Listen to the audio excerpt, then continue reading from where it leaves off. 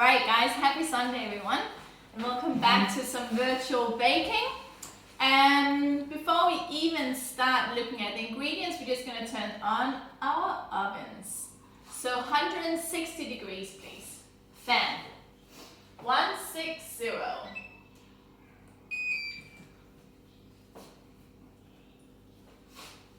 Oh.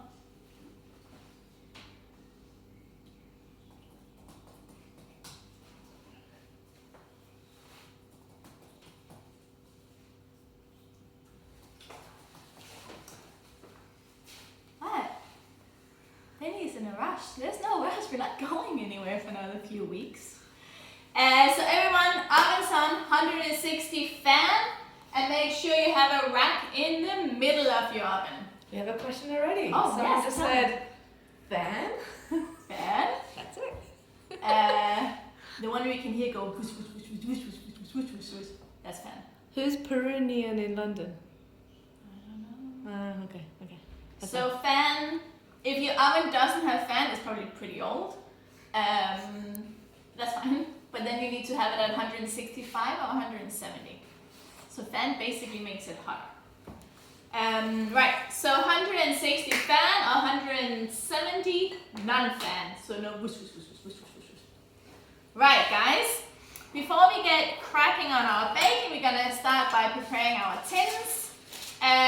So the amount that I send out on Instagram is for a 6-inch cake. So these two are 6-inch. If you don't have a 6-inch like Christella and have an 8-inch, you're gonna double the whole amount.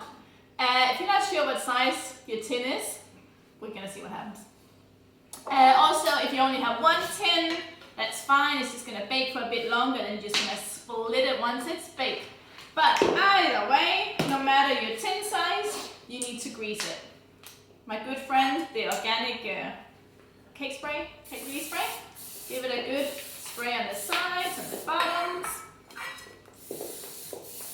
Or you can of course use melted butter as well. There we go. So make sure that your tins are nice and greased. And then grab a little piece of baking parchment and put inside. Like so. On both of them. So even though it seems like a slightly tedious thing to grease and line your tins, took us all of 90 seconds, but if you find it a little bit annoying, don't skip it, because it's even more annoying not being able to get your cakes out. So make sure that your tins are greased and lined and in front of you. Right, so the next thing we're going to do is we're going to get our ingredients ready. So you're going to have some unsalted butter. You're either going to use a stand mixer like the Kitchenaid here, or, yeah, question. Show your brand of spray and where can you get it from? Oh yeah. Can you see it if I hold it like this? It's a brand called Schneider. I get it from Nisbets. So nisbets.co.uk. You can get, if you go on Amazon, thank you assistant. If you go on Amazon and you just type in cake release spray, you'll get lots of different bottles, and just grab one of those. They'll last forever. Right, so stand mixer here, option A. Option B is your handheld mixer, win-win. Option C, lots of muscles. So pick your option, or maybe it's already picked for you. I'm going to use my Kitchenaid. Right, so you're going to grab your paddle attachment if you're using your Kitchenaid. Paddle attachment is for anything butter-based, which is our cake. So pop your paddle attachment on. Your butter should be nice and soft, especially because it's been pretty warm today. Whenever you bake, you want to make sure that your butter is at room temperature and your eggs are at room temperature. If you forget to take your butter out of the fridge, just cube it like I've done here. Not that I forgot, but you can just cube it and just spread it out on a plate, and it takes maybe 20 minutes or so to get nice and soft.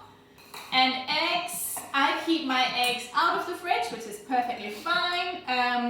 But If you got a lot of fridge space and that's where you keep your eggs, make sure that you also take your eggs out a few hours before you want to bake. Everything needs to be room temperature because then they get incorporated better, you get a better emulsion, it doesn't split.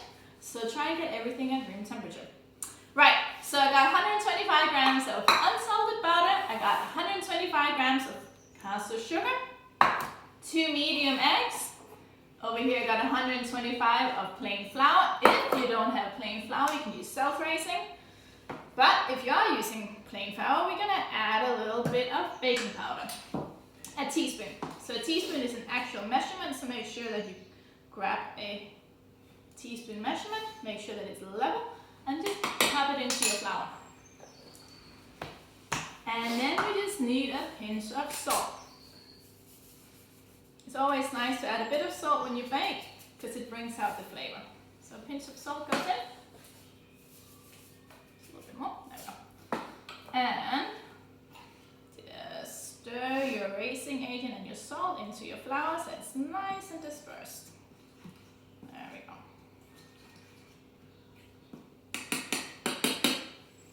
go. Right, so we also need some eggs. So we need 2 medium eggs. Let's crack them here. 1 egg, 2 eggs. And into that, I'm gonna add a teaspoon of vanilla extract. I always add my vanilla into my eggs because otherwise I tend to forget it. So that's the main reason. So a teaspoon goes in here.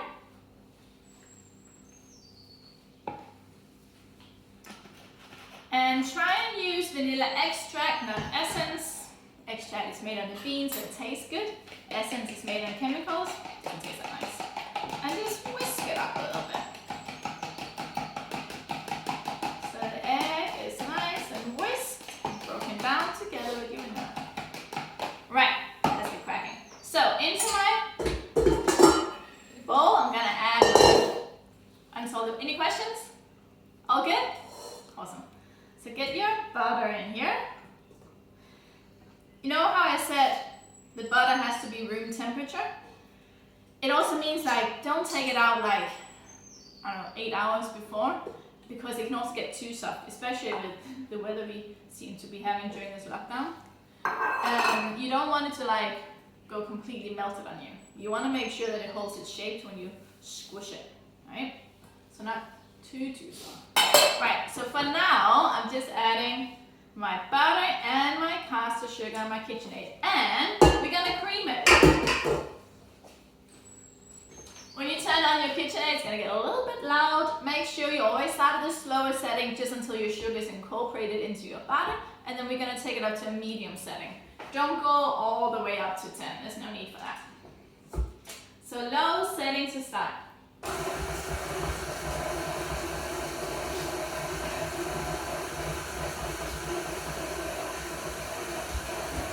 Once you can see that the sugar is incorporated into the butter, we're going to bring the speed up a bit.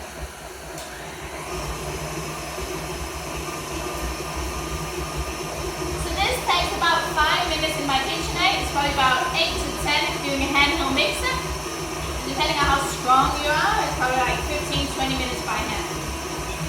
So make sure that you give it a really good workout with this butter.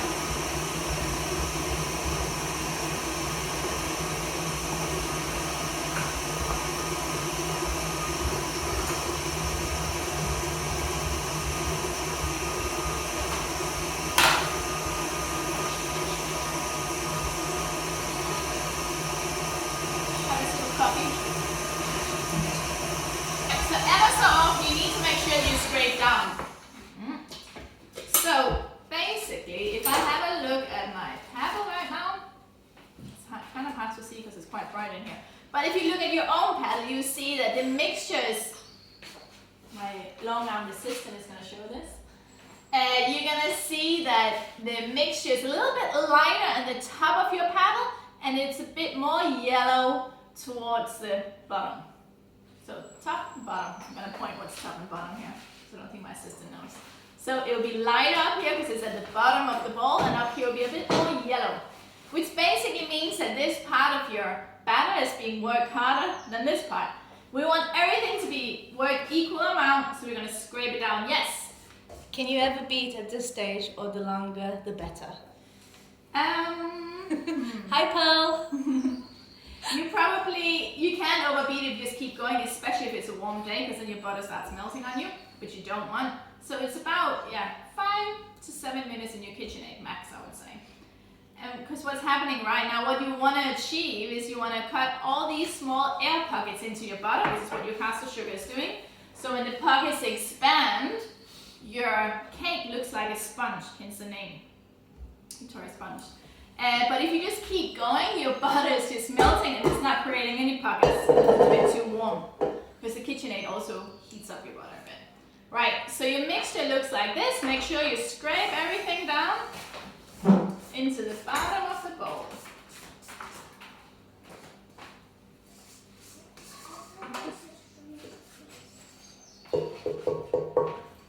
Like so. And we're going to keep beating.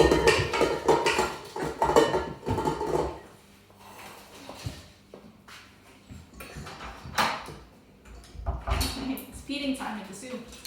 Right. Keep beating. You should all see that your mixture is getting paler in color and it increases in volume. Yes?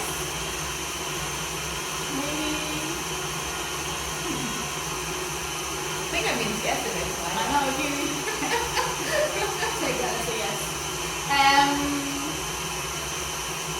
We'll do one more scrape down before we get the egg in. So this is basically how you get a nice light sponge with all the beating that you're doing right now. Let's do one more scrape down. And again, you will see, I can see in my mixer here, that it's much more yellow up at the top. So I'm just going to scrape it all down. Is anyone doing this by hand? No? I'll be well impressed if you are.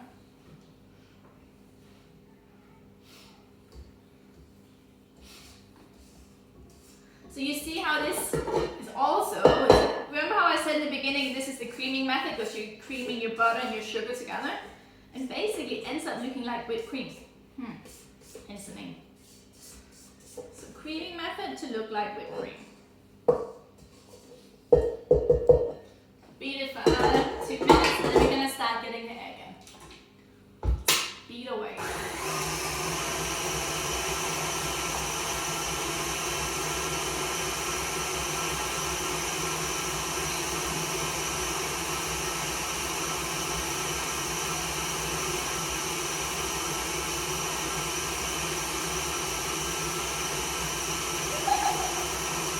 I know. I think actually this is a perfect time if you're getting into baking to get a Kitchenaid. Maybe they are on Corona sale, they should be. We're spending a lot of time in our kitchen. Right, so this is just beating away. Otherwise you're going to turn it off so I don't have to scream. So remember over here we got our 2 medium eggs, 100 grams of eggs, and our teaspoon of vanilla. The reason I have whisked this together is often you're going to find if you just add a whole egg at a time into your mixture, it splits. So by breaking it up, like so, I can add about a tablespoon at a time, and hopefully my mixture is not going to split. It's not the end of the world if it splits, just add a bit of your measured out flour and it will bring it together again. Right, so whenever you add anything into your Kitchenaid, always do it at the slowest setting, otherwise it flies back on you. And you're going to keep it at a slow setting until the egg is incorporated, and then you can go up to speed 6. It's basically, do not just have it at high speed and whack your egg in, because you're going to get covered in egg. Not so nice. So low setting, 1 tablespoon of egg, waiting for it to get incorporated, and then slowly bring the speed up.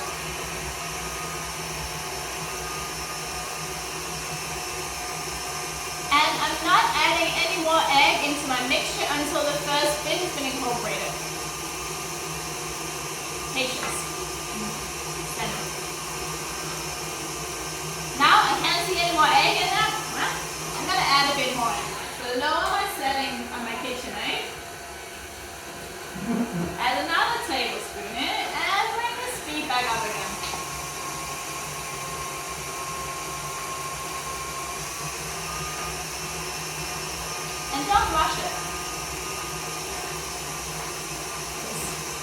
know where to go, and you don't want everything just to split. You want this to be a nice, fluffy, victorious sponge. Right, so now we've done 2 additions of the egg. We're going to turn off our machine, gonna lift the head up, and we're going to do a little scrape down again.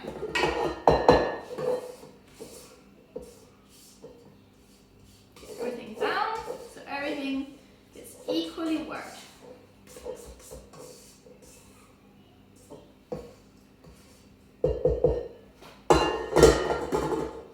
Also, you might, the eagle-eye Kitchenaid owner might have noticed that I have a little special paddle on my Kitchenaid today. This is quite a handy one because it scrapes down as you go, if you don't have one already. But still, you still need to get in there, but I get it all in there.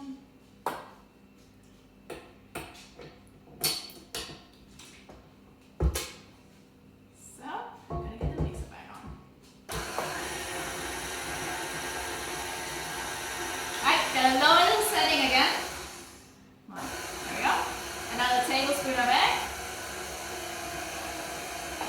Wait. Wait for it to get incorporated. And then bring up the speed.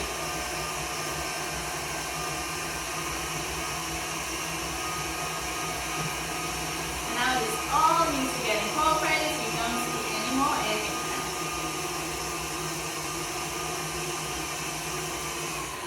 Lower the setting.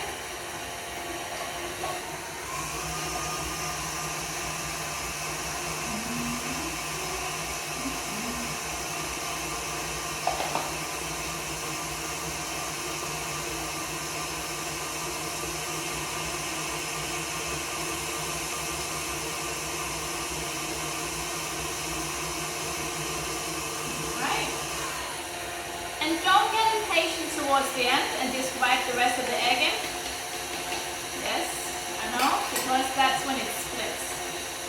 Just take it slow.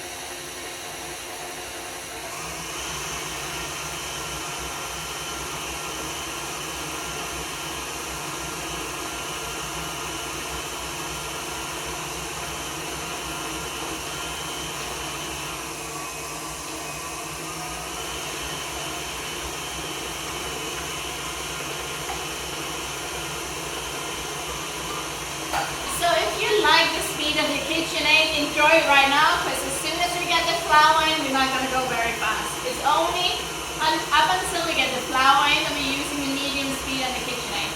Do now a little scrape down of the sides.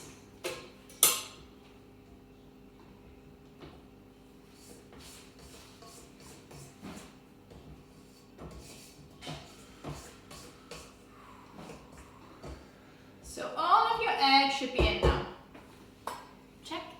Yes? No? Maybe?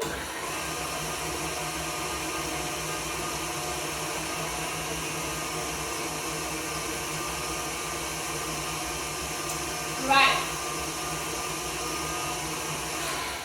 We're gonna get our flour in now. We're gonna do 2 additions, which basically means we're gonna add half in now. All I'm asking you, because I can't see you, but maybe I can. Only go at the slowest setting on your Kitchenaid, please. Otherwise, you're going to develop way too much gluten in your cake batter. You're going to get a rubbery texture, and we don't want that.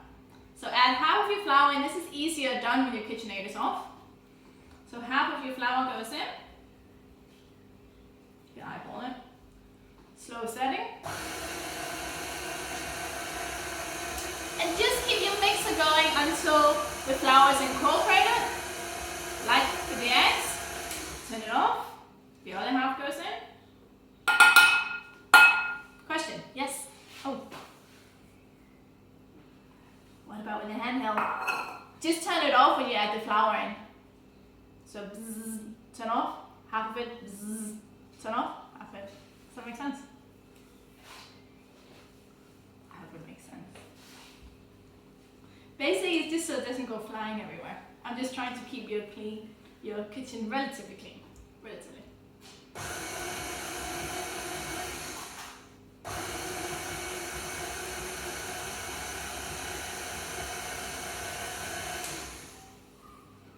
Oh, you went to speed.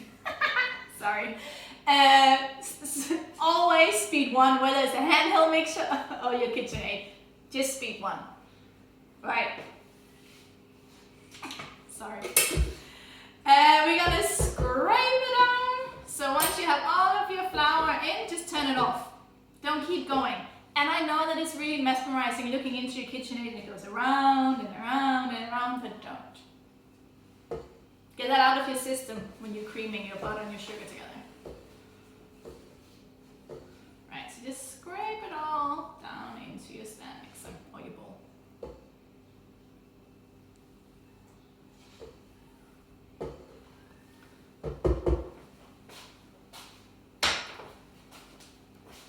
I didn't get into that on my face. Right? Make sure when you grab your spatula that you just scrape down the side so you have no flour flying anywhere. And just go all the way under your mixture. Because sometimes there might be some unincorporated batter at the very bottom of your stand mixer. Right, so once it's all nice and even in texture, we're gonna half it into your 2 tins.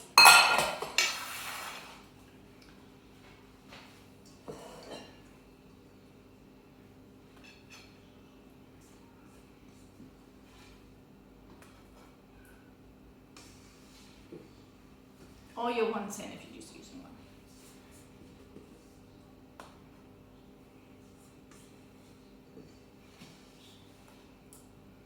And if you want to be precise, you can just measure.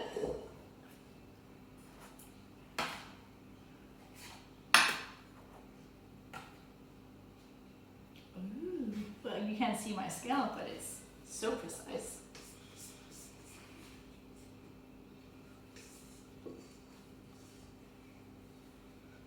So half in each. That way, besides like satisfying like the anal part of your baking persona, it also ensures that it bakes in the same amount of time, which is handy. Right, and you can then grab a big spoon. I find it to be the easiest thing, and we're just gonna flatten it out. So basically what I'm doing, I'm just like press, press, press, press till I get to the sides of the tin. Just again, take your time, there's no rush. Just get it all the way to the side.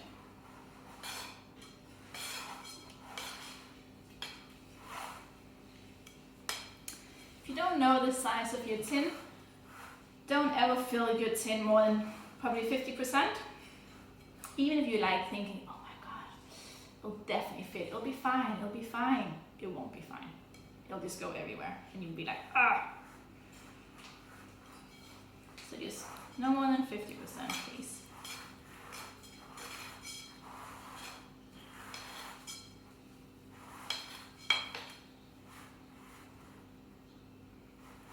Like so. And then the other one. Oh, question. Ooh. What make are you baking? What make are you baking tins and where did you buy them? Priscilla.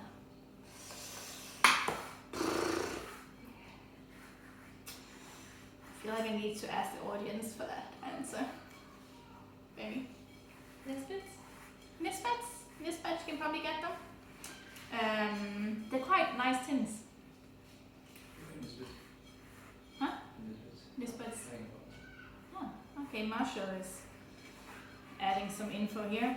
I'm gonna find out, whilst these guys are baking, I'm gonna have a little look where you can find them.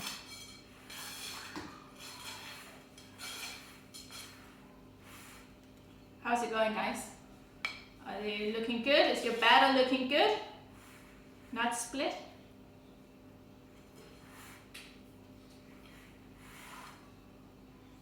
Alright. So,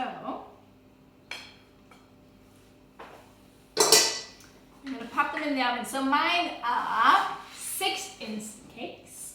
They are gonna bake in my oven. So it takes 20 minutes at 160 degrees. All our ovens are going to be different. They're going to bake differently. But basically, if you've done like I've done, check it at probably like 15 minutes with a cake skewer, and it needs to come out clean. If it's not clean, just give it another maybe 3 minutes, and then just keep checking it. If your cake is bigger or higher, taller, it needs longer, so probably about 30 minutes. But always check it 5 minutes before you think it's right, because you don't want to overbake it.